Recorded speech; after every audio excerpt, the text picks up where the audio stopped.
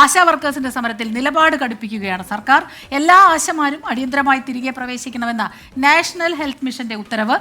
ആശാ വർക്കേഴ്സിനെതിരെ ഇന്നും CPIM നേതാക്കൾ വിമർശനവുമായി എത്തി. ആദ്യം ആ പ്രതികരണങ്ങളെ ഒന്ന് നമുക്ക് കാണാം. എന്തെല്ലാം പ്രതികരണങ്ങളാണ് ഇന്നെത്തിയത്? ഞങ്ങൾക്ക് നല്ല ധാരണയുണ്ട്. നല്ലപോലെ അരാഷ്ട്രീയ അരാജകത്വ വിഭാഗം അതിൻ്റെ പിന്നിലുണ്ട്. പക്ഷേ ഏത് സമരത്തെയും ഞങ്ങൾ തള്ളി പറഞ്ഞിട്ടില്ല. ലോകത്ത് ഇന്നേ വരെ മാർക്സിസ്റ്റുകാരുടെ സമരത്തെയും തള്ളി പറയേണ്ട കാര്യമില്ല. വർഗസമരത്തിൻ്റെ ഭാഗമായിട്ട് ഏറ്റക്കുറച്ചിലോടുകൂടി സമരങ്ങളും പ്രക്ഷോഭങ്ങളൊക്കെ നടത്തും. അത് പരിഹരിക്കാൻ ആവശ്യമായ നിലപാടും സ്വീകരിക്കും. പക്ഷേ തെറ്റായ വഴിയിലേക്ക് അതിനെ നീക്കി ഈ ആശാ വർക്കർമാരെ ഇവിടെ തെരുവിൽ ഒരു ഉപകരണമായിട്ട് ഉപയോഗിക്കാൻ വേണ്ടിയിട്ടാണ് പലരും ശ്രമിച്ചുകൊണ്ടിരിക്കുന്നത്. അതാണ് ഞങ്ങൾ ഇതിൻ്റെ ഭാഗമായിട്ട് പറഞ്ഞത്. ഈ 1000 രൂപയാണ് 7000 രൂപയാക്കി വർദ്ധിപ്പിച്ചിട്ടുള്ളതെന്ന് ഓർക്കുക. ഈ തുക അധികമാണെന്നല്ല, എല്ലാ സ്റ്റേറ്റുകളെക്കാളും ഒരേ ജോലി എടുക്കുന്ന ഇന്ത്യയിലെ 10 ലക്ഷത്തോളം വരുന്ന ആശമാരുടെ കാര്യത്തിൽ കേരളത്തിലെ ആശമാർക്ക് കുറച്ചുകൂടി മെച്ചപ്പെട്ട സ്ഥിതിയാണുള്ളത്.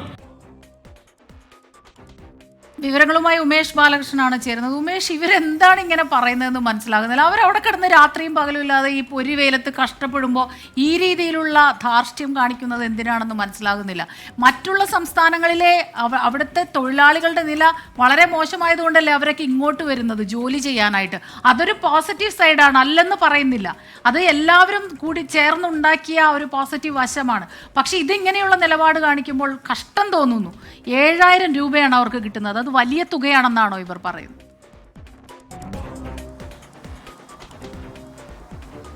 തീർച്ചയായും എല്ലാ സമരങ്ങളെയും സർക്കാർ അതല്ലെങ്കിൽ CPM ഭരണപക്ഷത്തിരിക്കുമ്പോൾ സമീപിക്കുന്ന ഒരു രീതിയുണ്ട്. അതായത് രാഷ്ട്രീയ ചായ്വ് ഉന്നയിച്ചുകൊണ്ട് ആ സമരങ്ങളെ തള്ളിപ്പറയുന്ന രീതി. എന്തായാലും അതേ രീതി തന്നെയാണ് ആശാ വർക്കേഴ്സിൻ്റെ സമരത്തിലും സ്വീകരിച്ചിരിക്കുന്നത്. ഇത്തരത്തിൽ രാഷ്ട്രീയ ലക്ഷ്യമുണ്ട്, തെറ്റായ വഴിയിലൂടെയാണ് ഈ സമരം പോകുന്നത് എന്നുള്ള ആരോപണമാണ് CPM സംസ്ഥാന സെക്രട്ടറിയുടെ ഭാഗത്തു നിന്ന് തന്നെ ഉയരുന്നത്.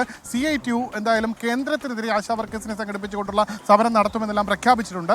എങ്ങനെയായിരുന്നാലും ആശാ വർക്കേഴ്സിൻ്റെ വേതന വർധനവ് നടപ്പാക്കണമെന്നുള്ള ഒരു സംശയവുമില്ല. കാരണം അവരെ സംബന്ധിച്ചിടത്തോളം 7000 രൂപയാണ് ഒരു മാസം ശമ്പളമായി ലഭിക്കുന്നത്.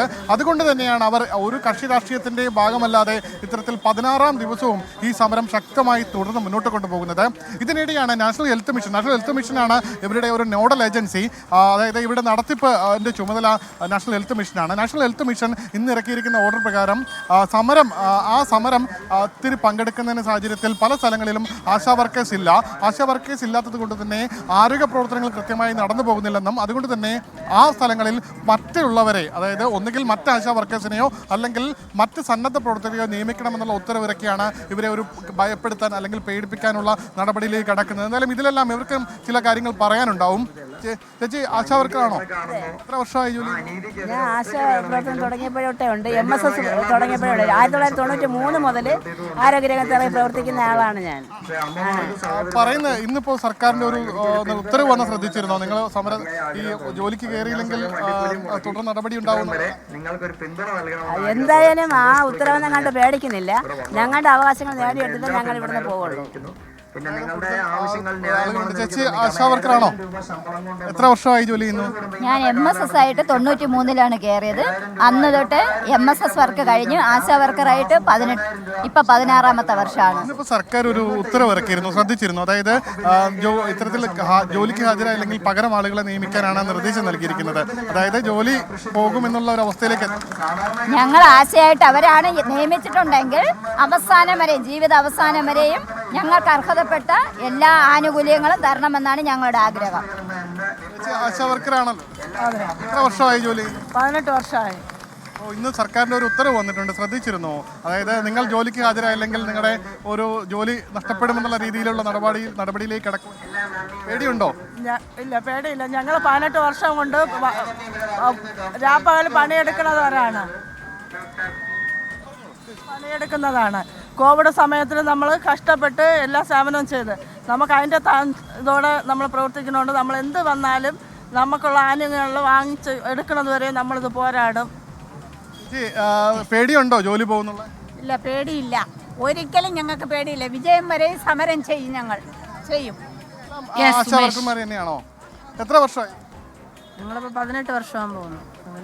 പോകുന്ന ഒരു സാഹചര്യം ഉണ്ടാകുമെന്നുള്ള ഭീഷണിയെല്ലാം ഞങ്ങൾക്ക് അങ്ങനെ പേടിയൊന്നുമില്ല. മുന്നോട്ട് അതെ. ഈ വാക്കുകൾ എല്ലാം വ്യക്തമാണ്. സമരവുമായി മുന്നോട്ട് പോകും. അത്തരത്തിൽ ഈ ഓർഡറുകളൊന്നും കണ്ട് പേടിക്കുന്ന ഒരു രീതിയിലേക്കല്ല അവർ. അത് തന്നെയാണ് ഉമേഷ്, ഈ തീയിൽ കുരുത്തതാണ്, വെയിലത്ത് പാടില്ല. അത് തന്നെയാണ് നമുക്ക്. ഞാൻ ഒരു ദിവസം അവിടെ ആ വെയിലത്ത് പോയി നിന്നപ്പോൾ പെട്ട പാടെ എനിക്കറിയാം, വല്ലാത്ത ചൂടാണ് അവിടെ.